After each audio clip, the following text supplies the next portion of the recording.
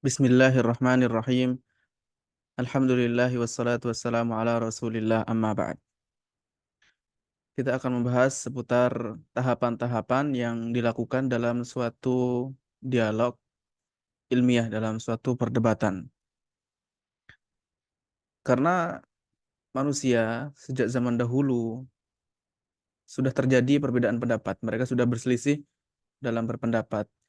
Sehingga mereka pun berdialog, berdebat, dan berdiskusi dalam permasalahan yang telah mereka perselisihkan, yang bertujuan untuk mencari mana yang benar dan mana yang salah, ya, mana yang hak dan mana yang batil. Sehingga pergerakan ilmiah ini menjadi semakin baik dan semakin membuahkan buah yang manis dan bisa dimanfaatkan oleh siapapun. Maka dalam suatu perdebatan dibutuhkan untuk eh, rambu-rambu, dibutuhkan jalur supaya bisa dilalui berupa tahapan-tahapan utama, ya, untuk mencari, dimulai dari wajhul khilaf, mencari sisi perbedaan dan area yang diperdebatkan. Setelah itu ke tahap berikutnya, para pelaku mulai dalam berargumentasi, saling menentang dan menyebutkan argumentasinya, dalil-dalilnya masing-masing, sampai kemudian tahap akhir kesimpulannya, yaitu ketika salah satu dari yang berdebat tadi pun tidak mampu meneruskan, sudah terdiam. Maka saat itu, ya, atau karena sebab yang lain, sampai akhirnya dihasilkan kesimpulan.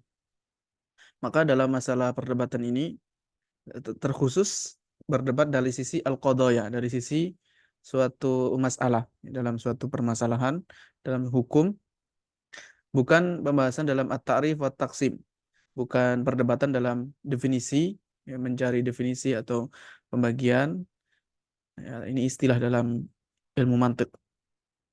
Maka dalam suatu perdebatan hukum atau permasalahan tertentu pasti akan melalui tiga fase, tiga tahapan utama, yaitu fase yang pertama adalah at-ta'sisu wal mabadi, pendasaran dan permulaan.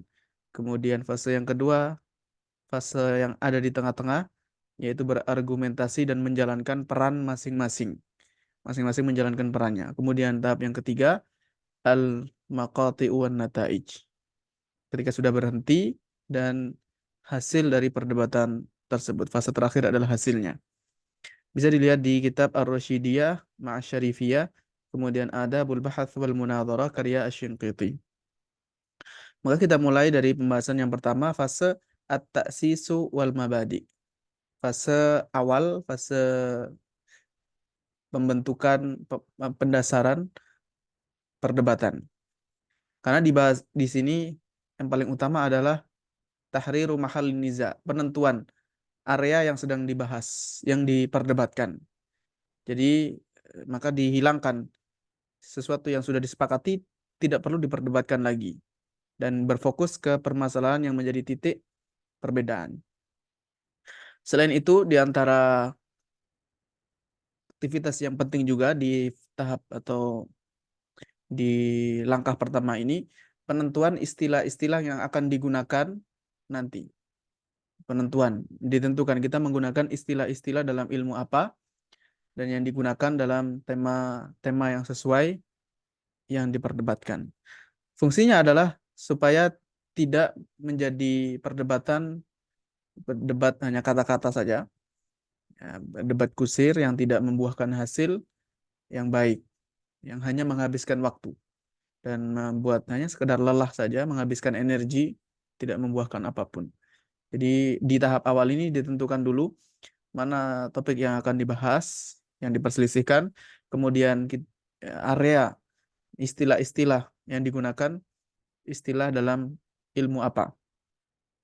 Syekhul Islam Ibnu Taimiyah dalam kitab Majmu' Fatawa mengatakan sangat banyak, betapa banyak pertentangan manusia, persengketaan manusia. Sebabnya adalah lafaz-lafaz yang mujmalah, yang ambigu, lafaz-lafaz yang ambigu. Sehingga kita bisa melihat ada dua orang yang saling bersengketa, saling bermusuhan, dari sisi itlaqu al-fadhin wa nafiyah, ada yang menggunakan lafaz tadi dan ada yang menolak. Ada yang menerima, ada yang menolak. Ini lafaz-lafaz mujmal dalam baik dalam akidah, dalam fikih, dalam usul atau masalah apapun.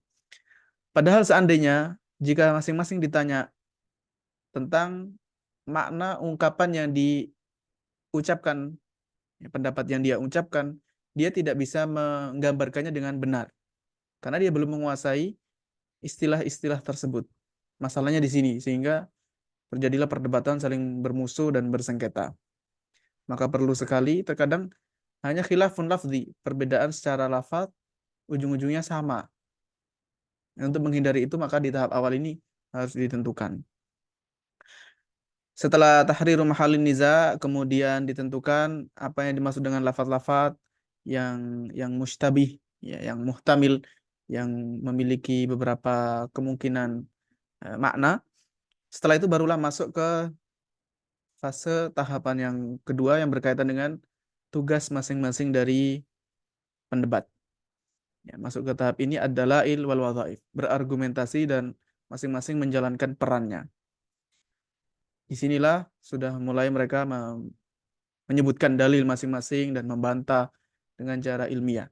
Maka masing-masing dari, ya, baik baik pihak yang pertama maupun pihak yang kedua memberikan memberikan penjelasan yang dapat mendukung argumentasinya atau untuk menolak melawan argumentasi lawannya.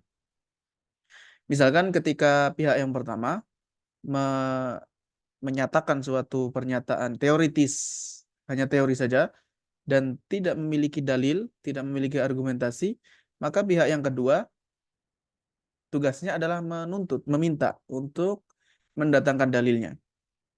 Kalau tidak mampu, maka kalau al-mudda'i atau al-mujib tidak mampu mendatangkan dalil, pihak yang pertama tadi bisa bisa bungkam, disebut dengan mufham. Dia tidak bisa mendatangkan dalil pernyataannya.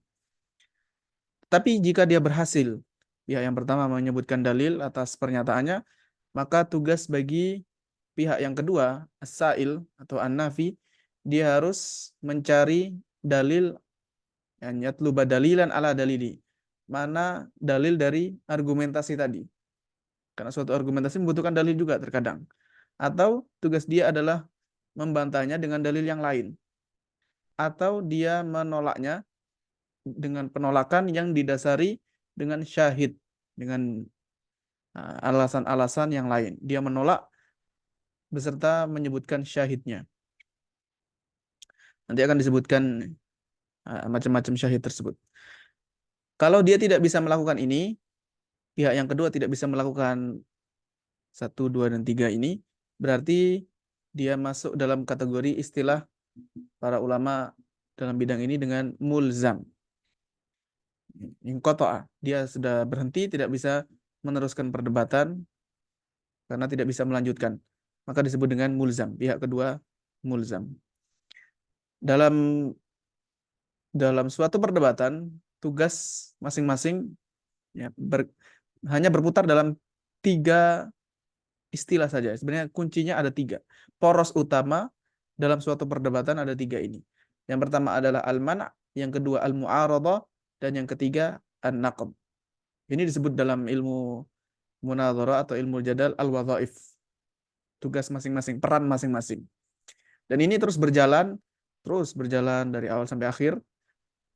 Waktunya relatif tergantung. Sampai ujung-ujungnya adalah akan jelas mana pernyataan yang benar atau ternyata dihasilkan bahwa pernyataan tadi batil. Atau bisa juga karena masing-masing dari yang berdebat tadi tidak mampu untuk menjawab, tidak bisa memberikan sanggahan atau tidak bisa memberikan jawaban dari pihak yang lain sehingga dia pun menyerah. Maka di sini akan dijelaskan wadhaifus sa'il al-mu'tarid. Lebih khusus peran dan tugas yang diemban oleh as-sa'il, yaitu an-nafi, yang akan menghancurkan pernyataan, yang tugasnya adalah kontra, al-mu'tarid, yang mengkritisi, dan tidak disebutkan wadhaiful mu'allil atau al-mudda'i atau al-mujib, yang berkaitan, yang membantah semua wadhaifus sa'il. Ya, di sini berfokus ke si pihak yang kontra saja. Adapun pihak yang pro, dalam untuk memudahkan saja, pro atau al-mudda'i tidak dibahas dalam kitab ini. Bisa dibahas dilihat di kitab-kitab yang berkaitan dengan ilmu munadharah. Baik, yang pertama adalah al-mana'. Maksudnya adalah thalabud dalili ala ma yustadallu lahu. Memang secara bahasa mana itu mencegah. Tapi maksudnya dalam ilmu ini menuntut, meminta dalil atas pernyataan yang dia bangun. Dan disebut juga nama lainnya adalah al-munaqadah atau an-naqd at-tafsili. An-naqd at-tafsili. Sebenarnya permintaan ini mengarah kepada salah satu dari dua muqaddimah dalil. Dari suatu pernyataan itu memiliki dua muqaddimah. Ini qiyasun mantiqi. Ada muqaddimah sughra dan ada muqaddimah kubra. Al-man'u adalah mencari dalil pada muqaddimah sughra atau muqaddimah kubra. Maka pastinya dilakukan al-man'u ini setelah al-mudda'i menyebutkan dalil, yaitu qiyas tadi, qiyas muqaddimah sughra dan kubra. Di situ. Jadi maksudnya adalah as-sa'il atau pihak yang kontra, an-nafi, dia tidak menerima begitu saja muqaddimah yang disebutkan oleh al-mujib atau al-mudda'i. Maka dia meminta, mana dalil muqaddimah sughra atau muqaddimah kubra? Premisnya mana? Buktinya, argumentasinya apa? Di sini berarti pada dasarnya al-man'u dilakukan setelah al-mudda'i menyebutkan argumentasinya. Juga al-man'u berlaku ketika al-mujib atau al-mudda'i menyebutkan suatu pernyataan yang benar-benar teori atau pernyataan yang tidak memiliki dalil. Dia karena belum menyebutkan dalilnya. Maksudnya di sini berarti dia tidak menerima pernyataan tersebut. Dia minta dalilnya apa. Belum menyebutkan muqaddimah sughra atau kubra. Jadi dia meminta dalil dari pernyataan tersebut. Penjelasan terkait masalah ini bisa dilihat di kitab Al-Kafiyah karya Al-Juwaini, kemudian Ar-Rasyidiyah Ma'asyarifiyah, dan Syarhut Talwih ala Tawdih karya At-Taftazani, Adabul Bahth wal Munadharah, dan seterusnya. Jika al-mudda'i, pihak yang pertama yang menyebutkan suatu pernyataan, tidak dapat menyebutkan, tidak bisa memberikan dalil dalam qiyasnya, dalam muqaddimahnya, baik muqaddimah sughra atau kubra, dia tidak mampu mendatangkan dalil, maka as-sa'il tidak boleh dia berdalil, dia menggunakan tugasnya, dia malah berdalil yang menunjukkan intifaul muqaddimah tadi batil, tidak berlaku. Bidalilin min indi, dia menyebutkan dalil dari dirinya sendiri. Ketika al-mudda'i tidak mampu menyebutkan dalil, tiba-tiba diserobot sama as-sa'il atau an-nafi. Dia mengatakan, ya dalilnya ini, yang membantah, meruntuhkan muqaddimahnya. Tidak diperbolehkan. Ini disebut dalam ilmu munadharah dengan ghasb. Dia cukup hanya meminta dalil saja, tidak boleh dia menyerobot, dia menggantikan tugasnya, malah merusak muqaddimah tadi dengan menyebutkan dalil yang membantah. Contohnya, penggunaan al-mana' adalah al-mu'allil atau al-mudda'i. Dia mengatakan, ini pihak yang pertama, yang pro, al-khailus sa'imatu tajibu fiha zakat. Kuda yang digembalakan, maksudnya ghairul ma'lufah, yang bukan yang dikasih makan. Kuda yang digembalakan, tajibu fiha zakat, terkena kewajiban zakat. Lalu dia menyebutkan dalilnya. Wad dalilu, ini maksud dari al-qiyas, ya, alasannya. Karena al-nal khailas sa'imata malun wa kullu malin tajibu fihi zakat. Maka disimpulkan oleh dia, natijanya fal khailus sa'imatu tajibu fiha zakat. Jadi dibangun di atas argumentasi berikut. Ini ada muqaddimah sughra dan ada muqaddimah kubra. Muqaddimah kubranya adalah seluruh harta wajib zakat. Sedangkan al-khailus sa'imah adalah harta. Berarti al-khailus sa'imah wajib dizakati. Nah, mana adalah ketika lawannya, yaitu as-sa'il atau an-nafi mengatakan amna'ul muqaddimatal kubra. Saya tidak terima. Saya tidak terima. Maksudnya adalah Saya mau mencari mana dalil kullu malin tajibu fi zakat. Muqaddimah kubra di sini. Mana bukti bahwa mana dalil kamu? Apa argumentasi kamu yang menyatakan bahwa seluruh harta wajib dizakati? Jadi saya membutuhkan dalil. Ini adalah al-mana'. Ini sudah terjadi al-mana' di Muqaddimah al-Kubra. Bisa dirujuk di kitab Adabul Bahath wal Munadharah. Kemudian yang kedua adalah tadi ada al-mana', yang kedua adalah al-mu'aradah.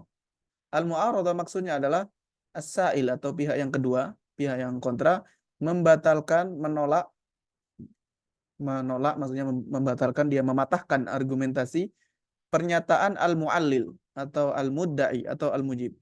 Ini sebagai trik saja untuk memudahkan. Memang terkadang para ulama menyebutkan istilah-istilah yang mirip. Istilah-istilah yang mirip. Ada beberapa istilah yang memiliki kesamaan secara makna. Maka kita harus memiliki satu yang mudah dipahami, yang mudah kita ingat untuk mengidentifikasi ini pihak yang pro atau kontra.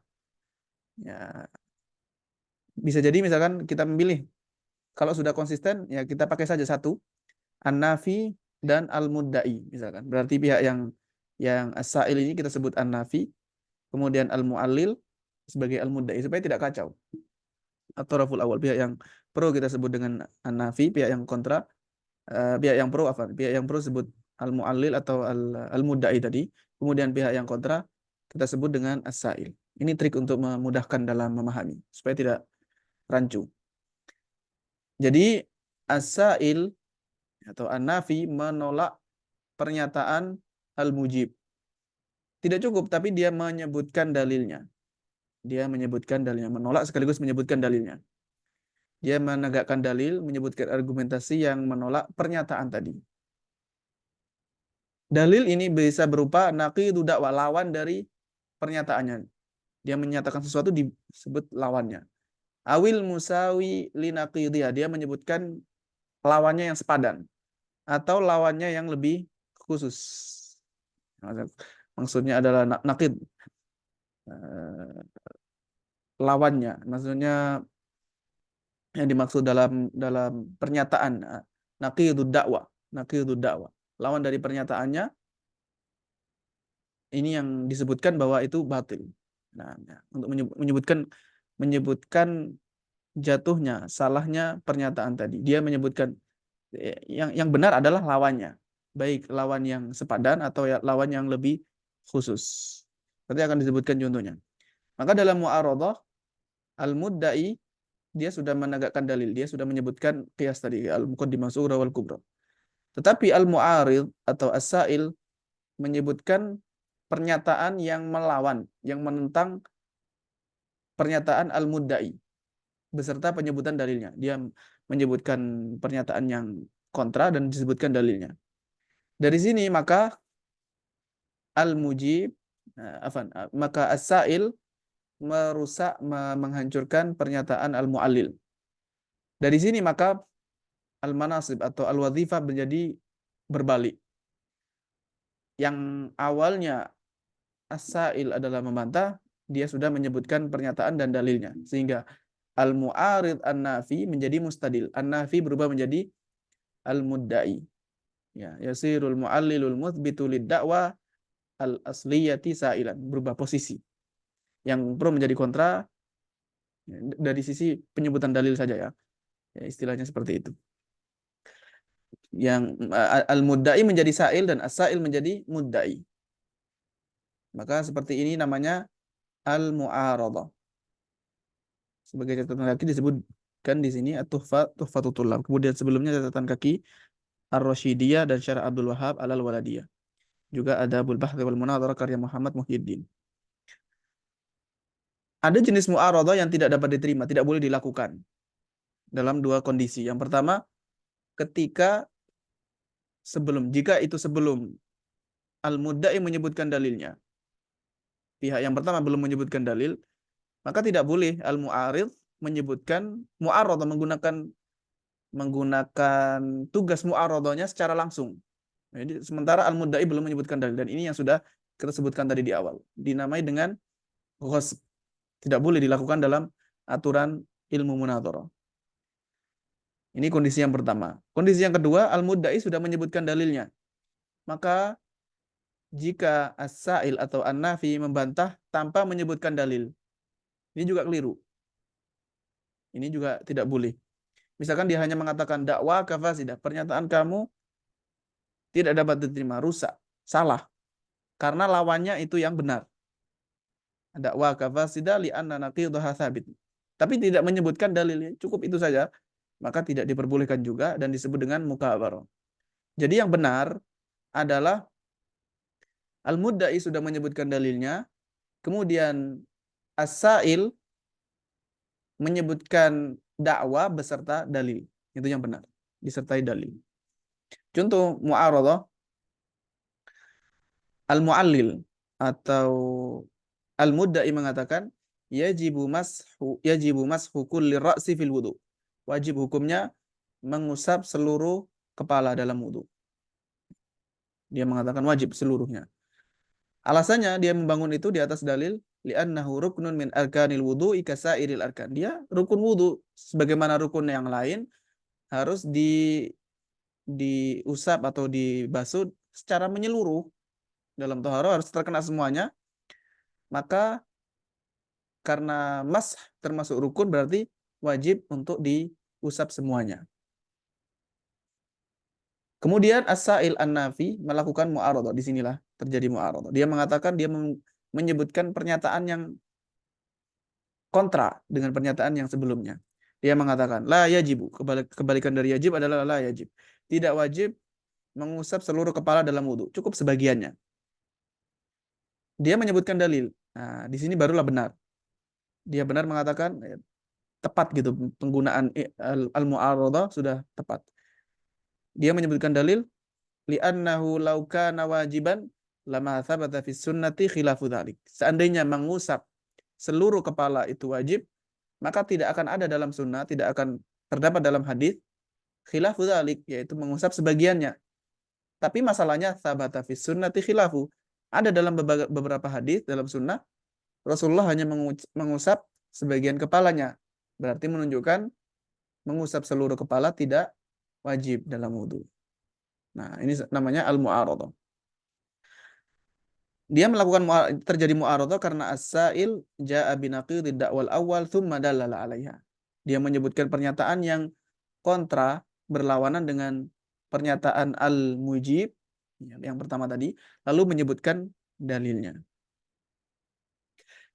Itu namanya al-mu'aradah. Kemudian yang satu adalah yang terakhir, yang ketiga, an-naqd.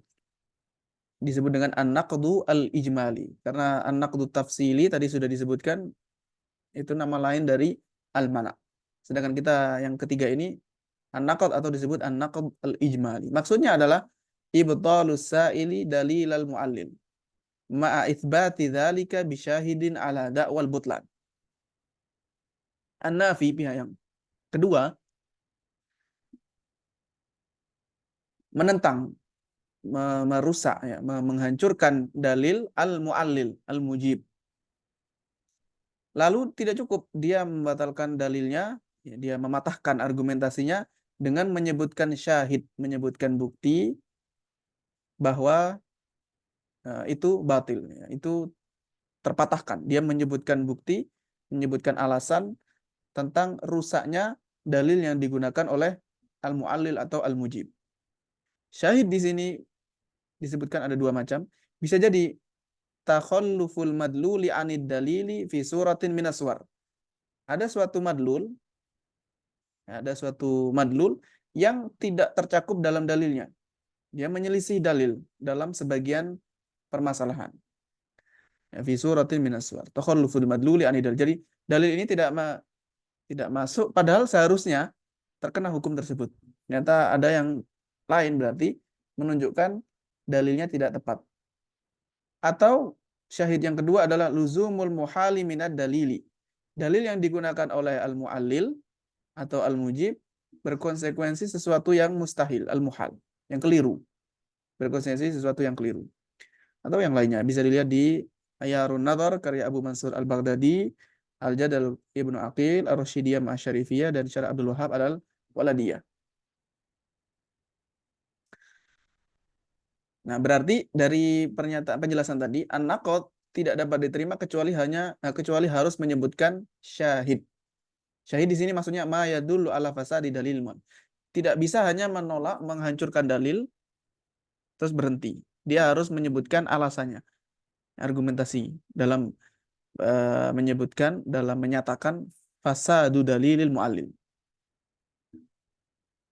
Bisa dilihat di Ar-Rasyidiyah Ma'asyarifiyah dan Syarah Abdul Wahab Al-Waladiyah. Contoh an-naqd adalah sebagai berikut. An yaqulal mu'allil al-mujib. Pihak yang pertama mengatakan bai'ul ghaibi fasid. Bai'ul ghaibi fasid. Ya, orang yang gaib itu jual belinya tidak sah. Di sini ada dakwah. Lalu dia membangun dalil. Ada muqaddimah sughra, ada muqaddimah kubra. Dia mengatakan li'annahu aqdun ala majhuli sifat. Karena ini adalah akad ala majhuli sifat. Ya, masuk ke sifat yang majhul, tidak diketahui. Wa kullu aqdin, ini muqaddimah kubra. Kullu aqdin kadzalika, yani kullu aqdin ala majhuli sifati fasid. Semua akad yang dibangun di atas sifat yang tidak diketahui, maka akadnya rusak. Setelah itu As-Sa'il mengatakan, hadza dalilu manqudun. Dalil yang dipakai oleh al-mu'allil atau al-mujib tadi manqudun, tertolak. Saya tidak menerima, ini dalil yang rusak. Kenapa? Ini karena ada takhalluful madluli anid dalili fi suratin minas suwar. Karena ternyata setelah diteliti li'annahu yajri fi tazawwujil mar'ati al-ghaibah. Karena ini berlaku seharusnya masuk ke dalam tazawwujul mar'atil ghaibah. Dalil tadi seharusnya salah satu madlulnya adalah masalah pernikahan wanita yang tidak hadir. Dan ini akad. Takhallufud dalil tidak berlaku di sini. Ma'annahu aqdun sahih, padahal akad ini sah. Ya, kalian pun mengakui itu akad ketika wanitanya tidak hadir, akad pernikahan, wanitanya tidak hadir, hanya walinya saja sudah cukup sah. Berarti alasan kalian itu tidak dapat diterima, batil. Fahadha takhalluful madlul wa huwa al-aqdu 'alal mar'atil ghaibah 'ala anid dalilil madhkuri fayakunu dalilu manqudan. Madlulnya tidak tercakup, berarti dalil yang disebutkan tadi manqud, menunjukkan lemah, berarti dalil tidak tepat. Bisa dilihat di Adabul Bahath karya Abdul Ghani Al-Maliki. Kesimpulannya, dari 3 jenis wadhifah atau fase yang kedua dalam munadharah, maka kesimpulannya al-man'u secara asal dia mengarah kepada yang diserang. Maksudnya yang dihancurkan adalah ihda muqaddimatid dalil. Dia mengarah kepada salah satu dari muqaddimatud dalil, baik muqaddimah sughra atau muqaddimah al-kubra. Kemudian an-naqd secara asalnya dia mengarah menghunjam ke keseluruhan dalil. An-naqd ini dia secara keseluruhan. Tidak mengarah kepada muqaddimah sughra saja atau kubra saja. Kemudian yang mu'aradhah yang disebutkan urutan kedua tadi, tattajihu fil asli ila nafsid da'wah. Bukan mengarah ke dalilnya tapi mengarah ke pernyataannya. Nah, kemudian fase yang ketiga terakhir adalah nataij, hasil dari perdebatan. Ini akhir ujung dari suatu perdebatan. Karena pasti dalam suatu perdebatan, dalam dialog akan berakhir dengan salah satunya tidak mampu mencegah, tidak mampu mematahkan dalil pihak lawannya, tidak mampu menangkis serangan dalil lawannya. Pasti salah satunya seperti itu.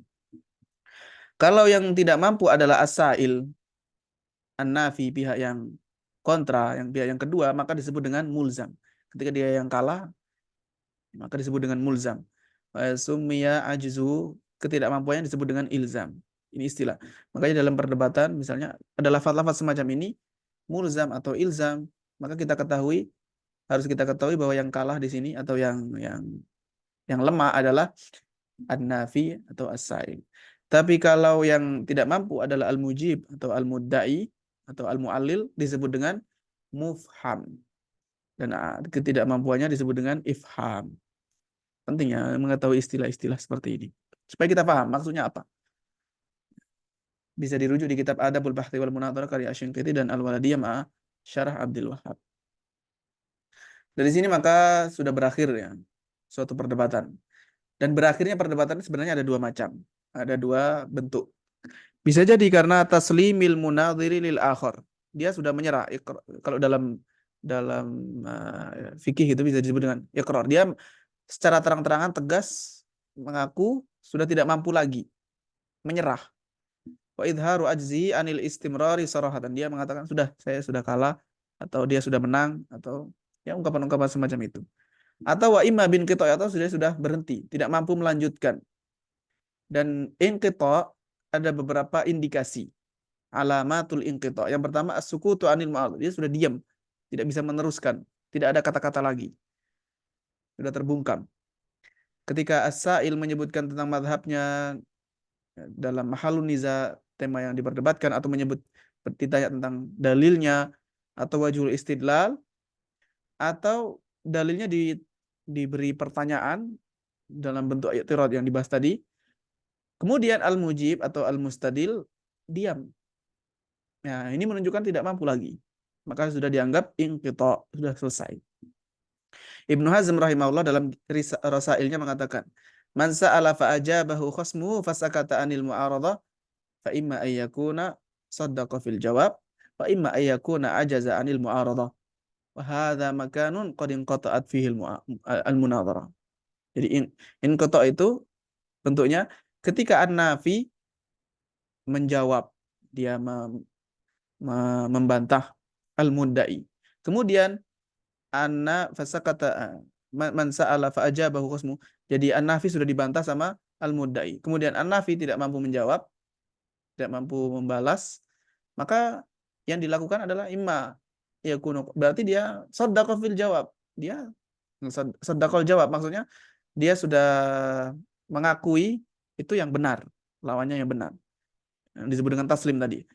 Atau ajaza anil mu'aradah, dia tidak mampu membalas lagi, maka dianggap sudah inqata'at fihil munadharah. Yang kedua adalah al-ajzu anit tadlili anidda ala da'wa awil muqaddimah. Dia tidak mampu menyebutkan dalil pernyataannya secara umum atau salah satu bagian dari dalilnya. Karena siapapun yang menetapkan suatu pernyataan atau menafikan, itsbat atau nafi, dituntut hujjah. Dan dia ketika tidak mampu mendatangkan berarti sudah inqita'. Sudah kalah dia. Sudah berhenti. Bisa dilihat di Al-Jawabus Sahih karya Ibnu Taimiyah. Dan salah satu ciri-ciri inqita' adalah al-intiqal. Maksudnya baik as-sa'il pihak pertama atau kedua, al-mujib, berubah, berpindah dari yang seharusnya dia jawab, yang ditanyakan, dia berpindah ke permasalahan yang lain. Padahal pembahasan yang sebelumnya belum sempurna, belum selesai. Contohnya, ketika as-sa'il bertanya tentang madhabnya, dia mengatakan, madhabnya al-mudda'i, dia bertanya, ma ra'yuka in atlafa muslimun khamran li dhimmiyin fi daril Islam? Apa pendapat kamu apabila seorang muslim merusak, yang menumpahkan khamr yang dimiliki kafir dhimmi, yang membayar jizyah, dan itu dilakukan di Darul Islam? Apakah yadmanu, apakah muslim tadi harus mengganti rugi? Masalah bisa dilihat di kitab Al-Mughni karya Ibnu Qudamah. Lalu Al-Mujib menjawab, dia mengatakan, na'am yadmanu, iya dia harus mengganti rugi. Tapi tidak dilanjutkan. Setelah itu as-sa'il malah bertanya ke permasalahan yang lain. Fama ra'yuka in qatalal muslimu dhimmiyan. Yang awalnya membahas tentang itlaf, sekarang membahas tentang pembunuhan. Bagaimana pendapat kamu muslim membunuh kafir dhimmi? Ya, tentunya tadi masuk pembahasan Darul Islam. Maka ini namanya intiqalun minas sa'il. Intiqal, dia berpindah, lari ke pembahasan yang lain, dia berpindah ke pembahasan yang lain. Yang mahalun niza di sini sebenarnya area perdebatannya membahas masalah lain yang bukan mahalun niza. Padahal yang mahalun niza belum selesai. Maka ini keliru, melakukan kesalahan dalam adabul munadharah. Tidak sejalan, tidak mengikuti jalur dalam perdebatan. Bisa dilihat di Al-Wadhih karya Ibnu Aqil. Kemudian salah satu ciri-ciri inqita' juga al-khuruju an usulil munadharati wa adabiha. dia sudah melanggar aturan dalam pokok-pokok dalam bermunadharah dan adab-adabnya. Bitashhib, dia menggunakan cara-cara yang tidak benar, ya. Mencela, mencaci maki, atau membuat keributan, awil mughal, atau dia melakukan tindakan mughal atau awil mukabar. Sudah tahu kebenaran masih ngeyel misalkan. Mithlu jahdi ma yusallamu bihi. Seharusnya yusallam, dia diterima tapi masih tetap menolak saja. Au ingkarul badahiyat, mengingkari hal-hal yang intuitif yang tidak perlu berpikir lagi sesuatu yang jelas. Awil ilghaz fil kalam. Ini berarti sudah kalah, ilghaz. Dia membuat teka-teki, membuat istilah-istilah yang membingungkan. Awis sukhriya, atau malah dia menghina, mengejek, mencaci maki, mentertawai, ya, menghina, intinya menghina. Awil isa atau ilal munadhiri nafsi, menyerang kepribadiannya, menyerang kepribadian lawannya. Dia berbuat buruk atau yang lain sebagainya. Dia berkaitan dengan adab-adab, dia langgar. Maka ini berarti sudah keluar dari usulul munadharati wa adab, ya, sudah keluar dari jalur perdebatan. Yang sekaligus menunjukkan orang tadi tidak mampu membalas dengan dalil, dia sudah tidak mampu berargumentasi. Menunjukkan bahwa sudah kalah. Makanya dia menggunakan cara-cara yang tidak benar. Ibnu Aqil rahimahullah dalam kitab Al-Wadhi mengatakan terkait al-inqita' dengan mukabarah, beliau mengatakan i'lam anal inqita' bil mukabarati ajzun anil istitmami bil hujjati ilal mukabar. Jadi inqita' mukabarah itu sebenarnya dia tidak mampu melanjutkan perdebatan melalui argumentasi. Dia sudah tidak punya hujah lagi. Makanya dia menggunakan mukabarah. Sesuatu yang sudah seharusnya diterima, masih saja dia berdiri di situ membela sesuatu yang sudah jelas kesalahannya. Maka ini bentuk inqita' yang paling buruk, kata Ibnu Aqil. Wa adalliha ala sakhafi sahibi, orang yang seperti ini orang yang jelek, tidak baik. Dan dia tidak peduli. Jadi kalau sudah seperti ini, dia tidak peduli tentang akhlaknya sendiri, etikanya sudah jelek. Wa takhliti fi diyanati, bahkan secara keagamaan, secara uh, agamanya pun menjadi buruk, ya, tidak benar. Terutama jika perdebatan ini berkaitan dengan masalah agama. Setelah itu, ya, tidak bisa dimanfaatkan lagi, tidak bisa diterima lagi, sulit. Orang sudah tidak percaya lagi ketika sudah melakukan cara-cara semacam ini. Nah, selanjutnya adalah apakah inqita' itu menunjukkan keburukan? Jawabannya belum tentu. Inqita' maksudnya tidak mampu, dia sudah lemah, sudah kalah. Kekalahan dalam berdebat tidak menunjukkan otomatis ini pasti yang jelek. Enggak. Inqita' dia sudah berhenti, tidak mampu. Kalau dilakukan dengan cara yang adab yang baik, dengan santun, sesuai dengan aturan-aturan dalam perdebatan, maka ya memang pendapatnya kalah, pendapatnya lemah, tapi tidak mengurangi kedudukan orang yang kalah tersebut dalam berdebat tadi. Itu tidak menurunkan kedudukannya, manzilahnya dalam keilmuan, dalam ketakwaan, dalam agama, tidak menurun, tidak mengurangi kepribadiannya. Ibnu Aqil mengatakan dalam kitab Al-Wadhi, ya, tidak akan ada seorang yang selamat dari inqita' kecuali kalau Allah Azza wa Jalla memberikan keselamatan dari ketergelinciran. Itu pasti, ya itu saja yang bisa selamat. Bahkan terkadang, ya, al-inqita' itu lebih baik daripada dia kalau ketika sudah jelas kebenaran berada di pihak lawan, maka lebih bagus dia melakukan inqita', dia menyerah, ya, istislam, tasrih, dia mengatakan dia benar, dibandingkan dia masih terus-menerus berada di atas kedustaan. Atufi dalam ilmu alamul jadal mengatakan wal yalzam kullun minal mutanadziraini maqalatahu wal yulzim kullun minal mutanadziraini maqalatahu. Dia harus menyebutkan argumentis, membantah masing-masing pendapatnya. Wala yunkiruha khaufal inqita', enggak boleh dia mengingkari suatu pernyataan karena takut enggak bisa melanjutkan, takut kalah, tidak boleh seperti itu. Ya, itu yang buruk. Fa innal inqita'a khairun minal mukabarati wal kadhib. Ya, bahkan justru menunjukkan bahwa